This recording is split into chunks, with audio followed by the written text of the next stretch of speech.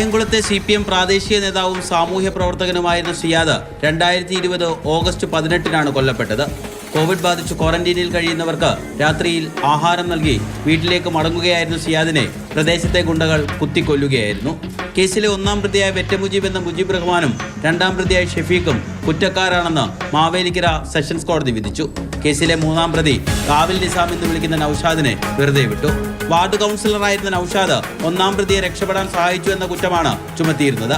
രാഷ്ട്രീയ കൊലപാതകമാണെന്ന് വരുത്തി തീർക്കാൻ CPM ഇടപെട്ട് നൌഷാദിനെ കേസിൽ ഉൾപ്പെടുത്തിയതാണെന്ന് കോൺഗ്രസ് അന്ന് ആരോപിച്ചിരുന്നു.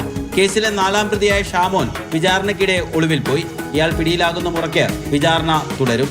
പൊതുസ്വീകാര്യനായ സിയാദിനോട് കൊടും ക്രിമിനലുകളായ പ്രതികൾക്കുള്ള വ്യക്തിവൈരാഗ്യമാണ് കൊലപാതകത്തിന് പ്രേരണയെന്നായിരുന്നു അന്വേഷണ സംഘത്തിന്റെ കണ്ടെത്തൽ.